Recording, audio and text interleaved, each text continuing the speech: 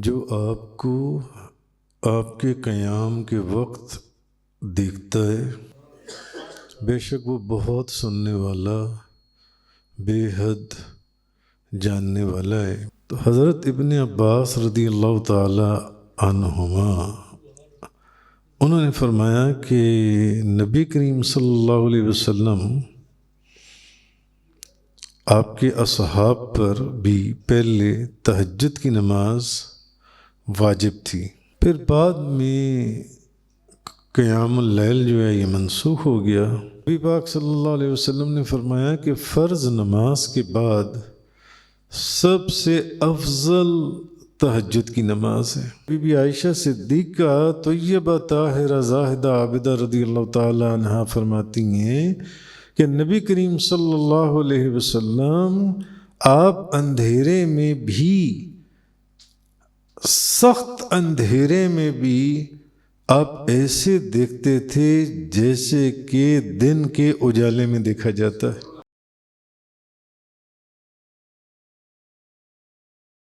الذی یراک حین تقوم، جو آپ کو آپ کے قیام کے وقت دیکھتا ہے، وتقلبک فی الساجدین، سجدہ کرنے والوں میں آپ کے پلٹنے کو، انہ هو السمیع العلیم، بے شک وہ بہت سننے والا، بے حد جاننے والا ہے۔ اب فرمایا کہ جو آپ کو قیام کے وقت دیکھتا ہے اور سجدہ کرنے والوں میں آپ کے پلٹنے کو، تو حضرت ابن عباس رضی اللہ تعالی عنہما انہوں نے فرمایا کہ نبی کریم صلی اللہ علیہ وسلم آپ کے اصحاب پر بھی پہلے تہجد کی نماز واجب تھی، پھر بعد میں قیام اللیل جو ہے یہ منسوخ ہو گیا۔ تو نبی پاک صلی اللہ علیہ وسلم تو آدھی رات کو تہجد کے لیے قیام فرماتے، کیونکہ یہ بات آپ جانتے ہیں کہ نبی کریم صلی اللہ علیہ وسلم پر 5 نمازیں فرض ہیں اور نبی کریم صلی اللہ علیہ وسلم کے پر 6 نمازیں، 6ٹھی نماز تہجد کی تھی۔ اب نبی کریم صلی اللہ علیہ وسلم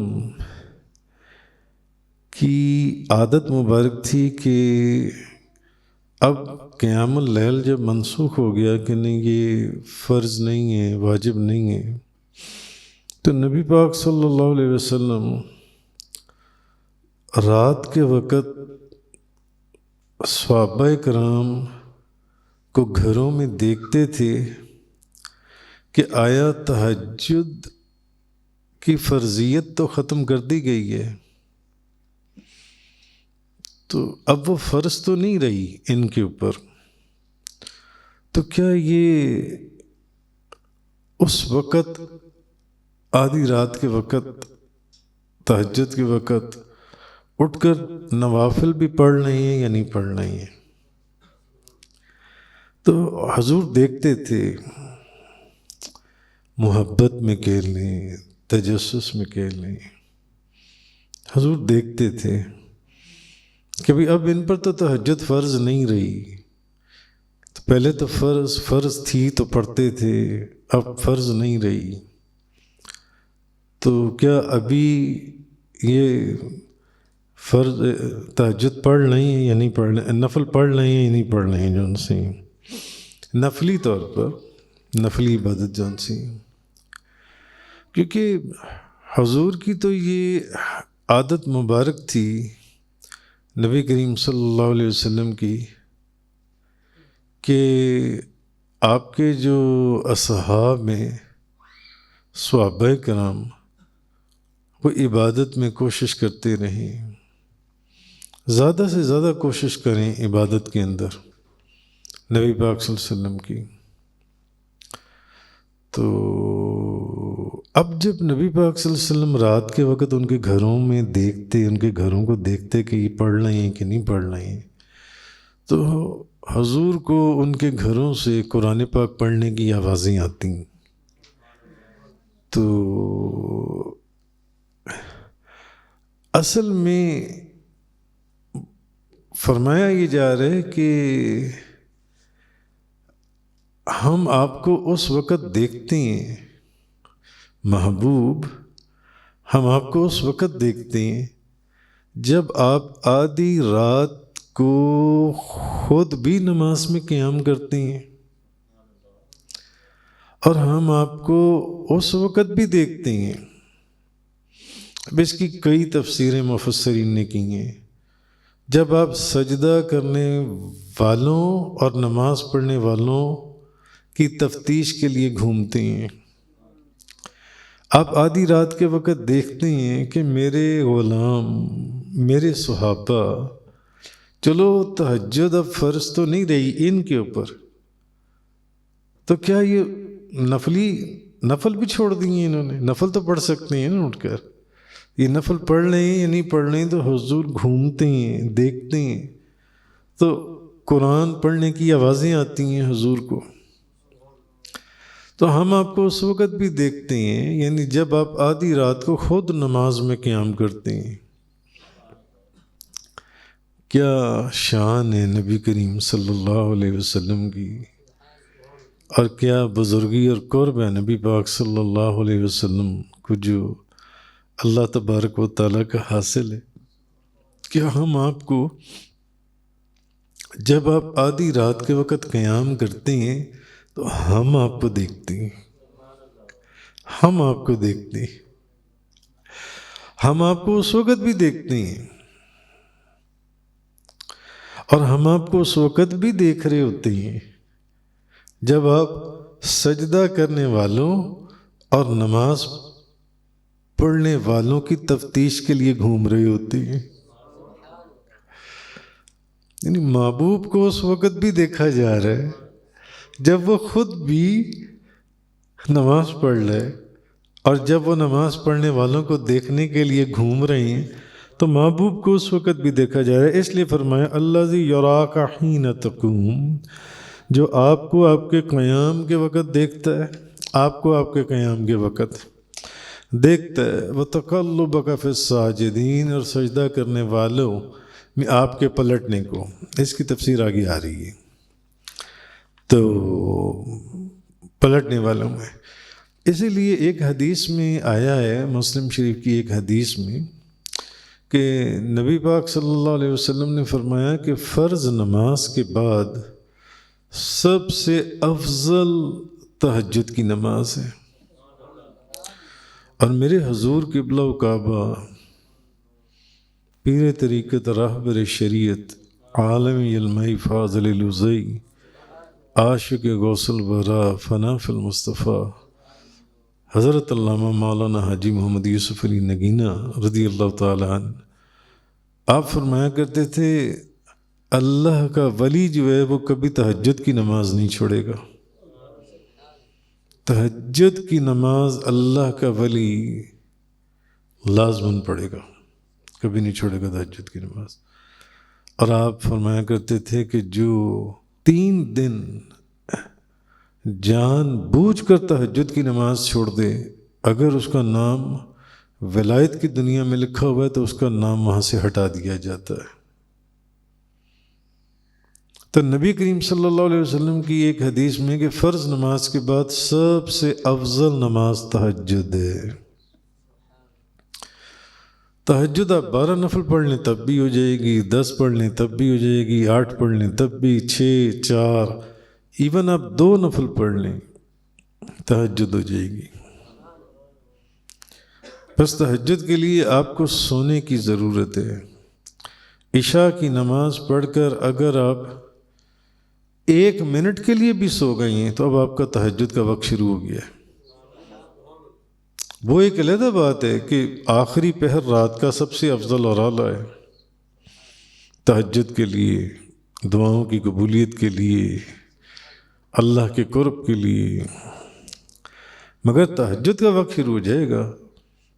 اگر آپ نے 7:30 بجے عشاء کی نماز پڑھی، آپ کی آنکھ لگ گئی، 1 منٹ کے لیے بھی آپ سو گئے، آپ کے لیے تہجد کا وقت شروع ہو گیا ہے۔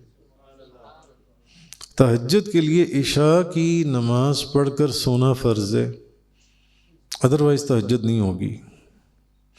وہ قیام اللیل تو ہو جائے گی، رات کے نوافل تو گن لیے جائیں گے، مگر تہجد نہیں گنی جائے گی۔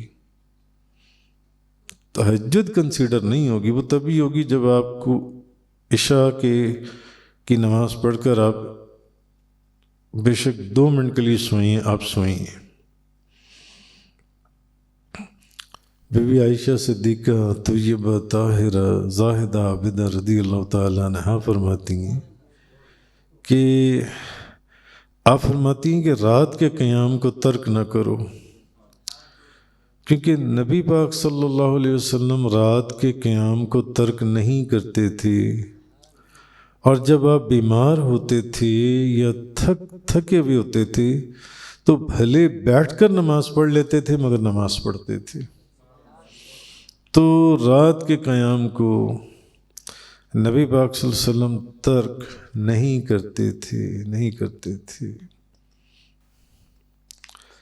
تو حضرت ابو ہریرہ رضی اللہ تعالی عنہ آپ فرماتے ہیں کہ رسول اللہ صلی اللہ علیہ وسلم نے فرمایا، اللہ اس شخص پر رحم فرمائے جو رات کو بیدار ہو کر نماز پڑھے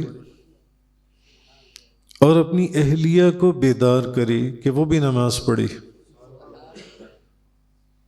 اب یہ حکم تہجد کا ہے، تو فرض کا کیا حکم ہوگا؟ کہ حضور نے فرمایا اللہ اس شخص پر رحم فرمائے۔ اب جس شخص کے لیے حضور دعا فرما دیں، حضور نے اس شخص کے لیے یہ دعا فرمائی ہے کہ اللہ اس شخص پر رحم فرمائے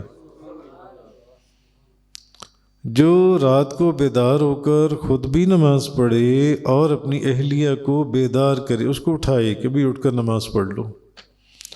اور اگر اس کی اہلیہ اٹھنے سے انکار کرے تو نبی پاک صلی اللہ علیہ وسلم نے فرمایا کہ وہ اس کے منہ پر پانی کے چھینٹے مارے، اور اللہ تعالیٰ اس عورت پر بھی رحم فرمائے جو رات کو اٹھ کر نماز پڑھے اور اپنے شوہر کو بیدار کرے کہ تم بھی اٹھ کر نماز پڑھو، اور اگر وہ اٹھنے سے انکار کرے تو اس کے منہ پر پانی کے چھینٹے مارے۔ یہ مسند احمد شریف کے اندر اور سنن ابو داؤد شریف اور سنن نسائی شریف کے اندر کئی کتابوں کے اندر یہ حدیث مبارکہ آئی۔ تہجد کی نماز کی اتنی اہمیت ہے، تہجد کی نماز کی، اور عام مسلمانوں میں بھی لوگ نماز پڑھتے ہیں، مگر روحانی چاروں سلسلوں میں، بھلے وہ قادری ہیں، بھلے وہ سہروردی ہیں، بھلے وہ چشتی ہیں، بھلے وہ نقش بندی ہیں، تہجد جو خاص لوگ ہیں نا وہ تہجد نہیں چھوڑیں گے۔ جو خاص لوگ ہیں، جو عام لوگ ہیں، ان کے نزدیک تہجد کی کوئی ویلیو نہیں ہے، وہ کہاں تہجد کی نماز پڑھیں گے۔ جو خاص لوگ ہیں انہوں نے تہجد پڑھنی ہے، بھلے وہ رات کے پہلے حصے میں پڑھیں، دوسرے حصے میں پڑھیں، تیسرے حصے میں پڑھیں، وہ تہجد کبھی نہیں چھوڑیں گے، تہجد کی نماز۔ تو حضرت ابو ہریرہ رضی اللہ تعالیٰ عنہ فرماتے ہیں کہ میں نے عرض کیا، میں نے خود پوچھا، میں نے کہا یا رسول اللہ مجھے ایسے عمل کی خبر دیجئے کہ جب میں وہ عمل کر لوں تو میں جنت میں داخل ہو جاؤں۔ تو نبی پاک صلی اللہ علیہ وسلم نے فرمایا تم بلند آواز سے سلام کرو۔ جو بندہ تمہارے سامنے، یعنی تمہارے سامنے جو بندہ آئے جس سے ملو، اس کو بلند آواز سے سلام کرو، اس کو سلام کرو۔ کوئی آ جائے تو کھانا کھلاؤ، حدیث میں یہ الفاظ نہیں ہے کوئی آ جائے تو کھانا کھلاؤ، یعنی کہ کوئی آ جائے تو کھانا کھلاؤ، اور رشتہ داروں سے نیک سلوک کرو۔ حضور نے فرمایا ایک تو سلام کرو، کھانا کھلاؤ، اور رشتہ داروں سے نیک سلوک کرو۔ جتنے اولیاء اللہ کو آپ دیکھ لیجئے، جتنے اولیاء اللہ، بھلے وہ قادری ہیں، سہروردی ہیں، چشتی ہیں، نقش بندی ہیں، اپنے آستانے گھر پر آئے ہوئے لوگوں کو کھانا کھلائے بغیر نہیں جانے دیں گے۔ جو اس دنیا کی روحانیت کی دنیا کوئی نو ہاؤ جانتے ہیں، وہ کھانا کھلائے بغیر کبھی نہیں جانے دیں گے۔ کسی نہ کسی بہانے گھر آنے والے کو بٹھا لیں گے اور اس کو کھلا کر بھیجیں گے، ہر صورت میں کھلا کر بھیجیں گے۔ اور آپ حضور غوث اعظم شیخ عبد القادر جیلانی، آپ ان کی بایوگرافی پڑھ لیں، حضور بابا جی صاحب رحمۃ اللہ علیہ، بابا فرید صاحب، خواجہ نظام الدین اولیاء کی بایوگرافی پڑھ لیں۔ حضور غوث اعظم سے پوچھا گیا کہ سب سے بہترین عمل آپ کو کیا لگتا ہے، آپ کے نزدیک کیا ہے؟ فرمایا میرا جی چاہتا ہے کہ میرے ہاتھوں میں سوراخ کر دیے جائیں، میرے پاس جو کچھ آتا ہے، جو نعمتیں اور جو فتوحات ان کو حاصل تھیں، وہ کسی کو کیا حاصل ہوں گی۔ خواجہ نظام الدین اولیاء، ہم نے سنا کہ ان کے ہاں جو لنگر روزانہ پکتا تھا اس میں غالباً، اگر میں غلطی نہیں کر رہا تو صرف اس لنگر میں 40 من تو نمک ڈلتا تھا۔ کتنا لنگر ہوگا، کتنی دنیا وہ لنگر کھاتی ہوگی۔ ابھی بھی میں ہو کر آیا ہوں خواجہ نظام الدین اولیاء کی درگاہ سے، لاکھوں لوگ وہاں پر حاضری، ہندو، سکھ، مسلمان حاضری دے رہی ہیں دلی شریف کے اندر۔ حضور غوث اعظم نے فرمایا میں چاہتا ہوں میرے ہاتھوں میں سوراخ کر دیا جائے، کوئی بندہ ایسا نہ ہو کہ جو کھائے پیے بغیر چلا جائے، جو کچھ آئے بس میں لوگوں کو کھلاتا جاؤں کھلاتا جاؤں کھلاتا جاؤں کھلاتا جاؤں، یہ میری خواہش۔ تو حضرت ابو ہریرہ فرماتے ہیں میں نے کہا یا رسول اللہ مجھے کوئی ایسا عمل بتائیں کہ میں جنت میں داخل ہو جاؤں۔ حضور نے فرمایا اونچی آواز سے سلام کیا کرو۔ آج کل سلام کیسے کرتی ہیں بتائیے؟ یہ دیکھیں انہوں نے بتا دیا، انہوں نے کہا آج صحیح کہہ رہی ہیں، یہ بالکل صحیح کہہ رہی ہیں، انہوں نے صحیح کہا ہے، یہ سلام ہے آج کل کا۔ تو کہنے کا مقصد یہ آج کل کے سلام ہے۔ نبی پاک صلی اللہ علیہ وسلم نے فرمایا اونچی آواز سے سلام کرو، السلام علیکم ورحمۃ اللہ وبرکاتہ، سلام کرو، چلو مصافحہ نہ بھی سلام کرو اونچی آواز سے۔ نبی پاک صلی اللہ علیہ وسلم نے فرمایا کھانا کھلاؤ، رشتہ داروں سے نیک سلوک کرو، اور جب لوگ سوئے ہوئے ہوں، یہ وہی وقت ہے رات کا جب لوگ سو جاتے ہیں، تو اٹھ کر نماز پڑھو۔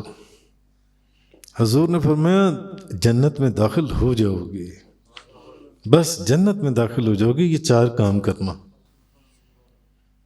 حضرت ابو ہریرہ کیونکہ حضور کے ویسے بھی محرم راز تھے، حضرت ابو ہریرہ سے نبی پاک صلی اللہ علیہ وسلم بڑی بڑی خاص باتیں کیا کرتے تھے، بڑی بڑی خاص باتیں۔ تو اور بھی بڑے لوگ حضور کے محرم راز تھے، یہ نہیں کہ ایک، اور بعض اوقات ایسا بھی ہوتا ہے کہ کچھ باتوں میں کوئی محرم راز ہوتا ہے، کچھ باتوں میں کوئی دوسرا محرم راز ہوتا ہے، اور کوئی ایسا بھی ہوتا ہے جو تمام چیزوں میں محرم راز ہوتا ہے، یہ ایسا ہے۔ تو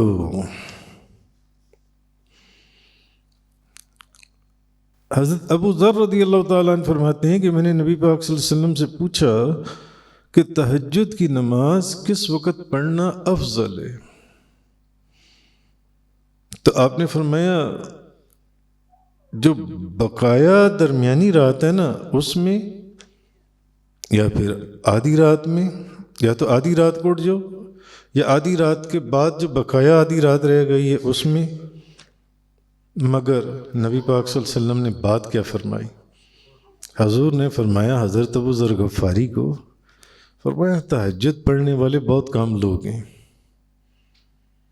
فرمایا مگر یہ بڑے کم لوگ ہیں. مگر میں نے آپ کو بتایا جو بڑے خاص اللہ اور اللہ کے رسول کے پیارے لوگ ہیں تہجد کی نماز نہیں چھوڑیں گے، بے شک 2 نفل پڑھیں،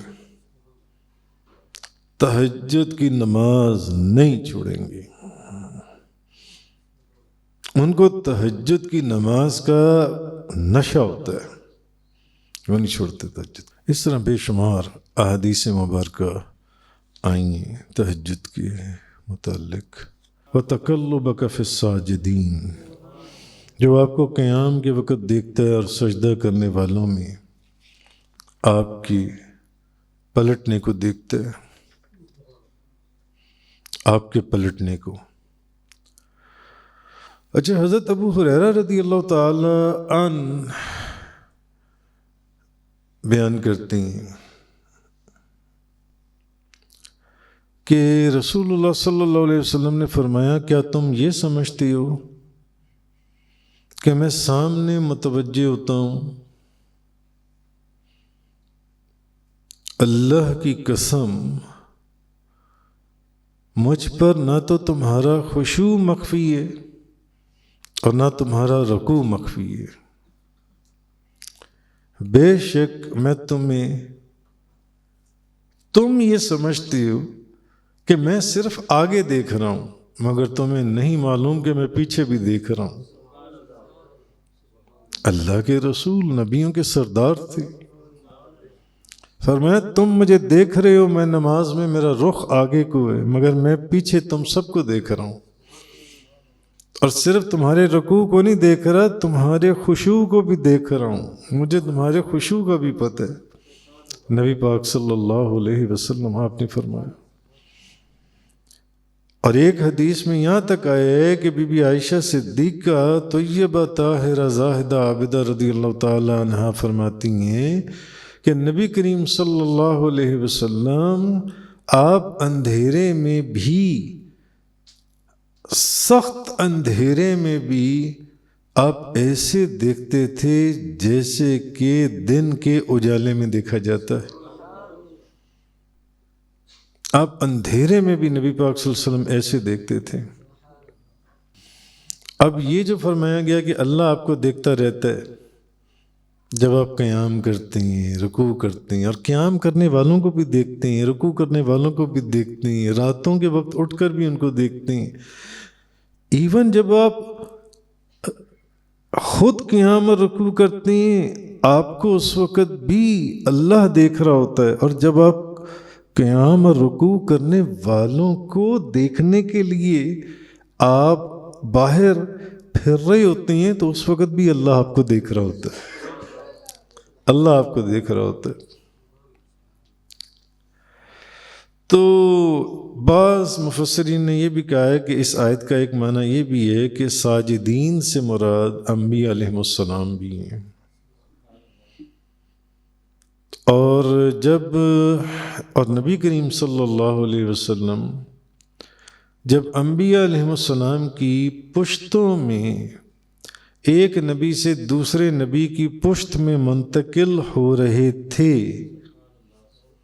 تو اس آیت کی ایک تفسیر یہ بھی مفسرین نے بیان کی ہے کہ حضور جب ایک نبی کی پشت سے دوسرے نبی کی پشت کی طرف منتقل ہو رہے تھے تو اللہ آپ کو اس وقت بھی دیکھ رہا تھا.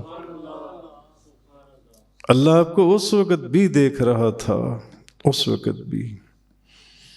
تو اس لیے مفسرین فرماتے ہیں، خیر مفسرین نے اس کے اندر تو سینکڑوں دلائل دیے ہیں کہ نبی کریم صلی اللہ علیہ وسلم کے تمام آباء و اجداد وہ یہاں سے بھی ایک دلیل مانتے ہیں کہ ثابت ہوا کہ حضور کے تمام آباء و اجداد مومن تھے اور صاحب ایمان والے تھے.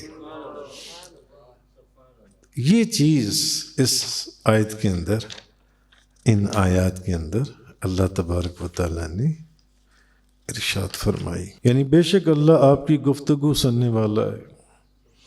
صرف آپ کو رکوع کی حالت میں، قیام کی حالت میں نہیں دیکھ رہا، محبوب اللہ تو آپ کی گفتگو کو بھی سنتا ہے، اللہ آپ کی گفتگو، کیونکہ بات جو آپ کی ہو رہی ہے، آپ کی گفتگو کو بھی سنتا ہے، آپ کے عمل کو بھی جانتا ہے، اور جب یہ ساری چیزیں آپ کی گفتگو کو بھی سن رہا ہے، آپ کے رکوع کو بھی دیکھ رہا ہے، آپ کے قیام کو بھی دیکھ رہا ہے، تو پھر آپ کے دل کے اندر جو بھی گزرنے والا خیال ہے یا نیت ہے، اللہ اس کو بھی دیکھ رہا ہے۔ وآخر الدعوانا الحمدللہ رب العالمین۔ تفسیر قرآن کا یہ لیکچر انگلش میں سننے کے لیے براہ کرم ڈسکرپشن میں موجود لنک پر کلک کریں۔